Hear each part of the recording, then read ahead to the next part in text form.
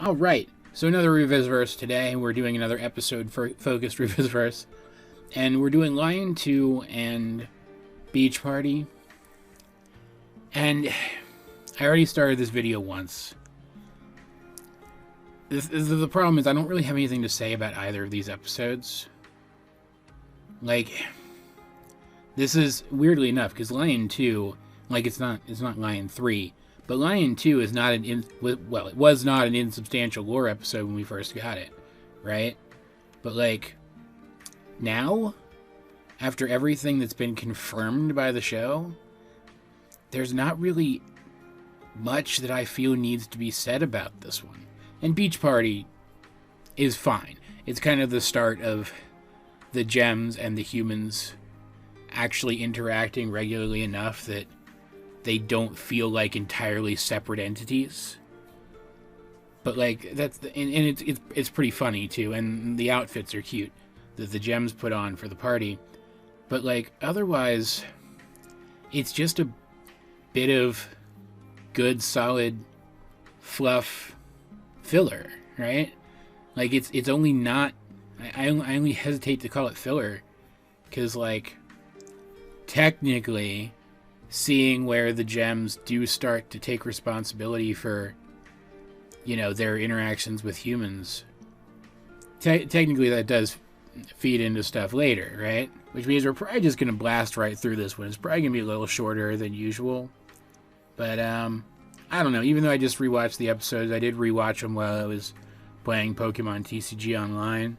So maybe there will be stuff that I catch actually watching them that I feel needs to be discussed that I didn't catch the first time through. I haven't rewatched my reviews of them yet. There may be like opinions in here that have changed of mine that I want to talk about. So let's go ahead and pull up the review of Lion 2 the movie first, which is more than 7.5 minutes long. Why? I think I know why. And let's watch this. Let's watch this thing. There will be spoilers in this review, just letting you know. Oh, you don't have to say that. Curtails of what was already a great lore episode last time.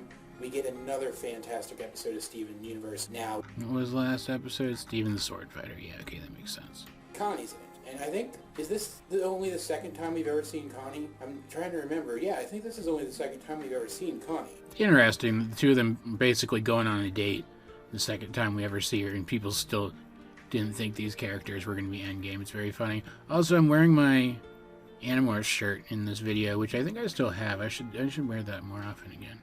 We see the trailer at the very beginning of this episode, and it's definitely a parody of Hollywood's habit of releasing action sequels based on books and not actually basing them much on the books, and everything being a sequel and overblown action sequences. And it was pretty great. It was pretty great as far as parodies go. Yeah, I left that whole thing in there because, like, if I have to cringe at it, you do too. I could have just said it's parodying Transformers, which tells you immediately that what I mean is it's parodying Hollywood's habit of taking properties and just turning them into overblown action schlock, and yet people still watch them. But I didn't. I said all of that. I said all of that stuff instead. Also, my editing back when I made this was terrible, and I almost can't watch this. It's so bad. My stuff has gotten marginally better since then. This is a great episode for finding out stuff about Lion. I mean, we find out a lot of other lore stuff, but we learn a lot about Lion here. Like the fact that he eats weird monsters that we still don't know what they frickin' are. That is a good point, though. As interesting as this episode is for other reasons, like people harp on it for other things that I'll talk about in a second, this really was our first good look at Lion's abilities, aside from is a lion and can breathe sonic pulses. And like we could assume he has some ability to teleport himself because he was able to get to Steven's house. But like, other than that, we didn't really know. We didn't really know anything about him. And it is titled after Lion, so it makes sense. Like, I think the Lion title in these is supposed to be more because Lion's existence facilitates the story. But, like, there was that whole hypothesis for a while that Lion was in some way left behind to guide Steven. And I think that's because these episodes being named after Lion, like, the assumption was that we were supposed to be learning about Lion in these.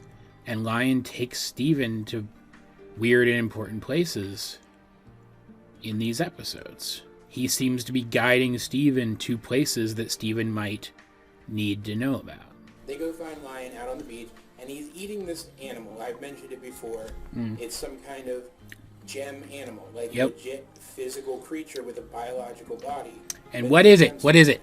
And I will be talking about that relatively soon in one of my theories, so don't ask me about it here. Yeah, which one that is, too. Just kind of brushes it off. And it doesn't take the viewer long to realize that Lion has brought Steven to some site that is connected with Rose. And as sites go, it's a pretty cool site. Like, look behind Connie right there in these clips that I definitely didn't need to include in here and probably shouldn't, because this really pushes the limits of what fair use is. Like, look at that. Like, there's a whole cave system back there. How did she find this place? When did she find this place? When did she put this place together? It asks so many questions about Rose. And while we do find out we do find out what this place is later, which satisfactorily follows this up and like stops us thinking about it too much. Like, there's still questions about this place that were never actually answered. I don't feel they need to be answered, and I don't feel like they can be answered in any way that would glean any new information about anything. But, like, it's still such a cool, mysterious design for a location. It's one of the reasons I think this episode is just finally remembered by me, at least. I don't know how it's remembered by the rest of the fandom, I don't think I've ever heard anybody talk about it. But, like, I remember this episode pretty fondly because, like, this place, this armory place, is very memorable just in the way it looks. That's one of the best things about the show. Even into the later seasons where things were less about the intrigue and more about just finishing out the story, the locations always had so much going for them. I just wish that sometimes the animation was better integrated into those backgrounds and locations. Because it did feel like as the show went on, that became less and less cohesive. And it did kind of take you out of those locations sometimes. But this one, this location, that's so freaking cool looking and so freaking mysterious and has so many context clues to what it is just immediately, is a real win for the show. Now, preempting being asked about this thing, yes, I think I knew what it was for. I think it was a training tool. I think that because each gem has some kind of elemental resistance of some kind, or at least seemingly most gems do, this thing was designed to train gems to use their resistances properly and then avoid attacks that their resistances wouldn't protect them from. Or like maybe to use their own natural defenses against different kinds of elements to work out where their weaknesses might be, or to learn to use their own resistances to cover the weaknesses or just the lack of resistance of other gems in their party or whatever. But then it also seems like this place was only known about by a couple people, by like Rose and Pearl. So I don't know, maybe like Rose would go and get this thing from this place to use in training, or maybe it was just used for Pearl's training and no one else's. Or I guess Rose's training, she would have had to learn how to fight too. Like, diamonds don't really fight. It's interesting though. Like, I think that's definitely what this thing was. I think that's definitely what it was built for. But if this place was as secret as it was supposed to be, that's an interesting thought. If this place was as secret as it was supposed to be, then that means that this training tool was not readily available to other gems aside from Rose and Pearl. Which, like we can't know for sure, right? We can't know for sure one way or another, but that seems kind of selfish. That seems like it might have been harmful to the other gems fighting for her cause. Like, I don't think this was like, I think this is just an I think this is probably just an instance of, like, the writers didn't really think through exactly what they were saying here. But I'm going to be talking about Rose and how selfish she can be relatively soon. Again. And, this is just one more for the list, I think. Not really anything else worth talking about in this review. I came back to this, though, because isn't this just adorable? Isn't this just, like, the most adorable end screen the show's ever done? I love it. Alright, so let's, go on to the episode now. And, I'm just gonna go ahead and say it. Yeah, there's nothing in the episode I need to talk about. Okay. That saves me time. And I didn't just literally skip the entire episode, or cut the entire episode out, because my last two episode-focused Revisi-Verses got copyright claimed. I know I sounded super sarcastic when I said that just now. I mean that, though. I win those, because my stuff's transformative. No, it's a good, fun episode, and I already explained why. There wasn't really anything in the video that I felt like I needed to talk about. So let's move on to the review of Beach Party and see what I had to say about that. It wasn't just summarizing the whole episode like I used to do back then. And they know they're going to have to deal with it later, but they don't go after it. I guess they want to regroup, or they just aren't worried about it, one or the other. Or more likely it's because Garnet wasn't literally on the beach with them at that moment to tell them to do so.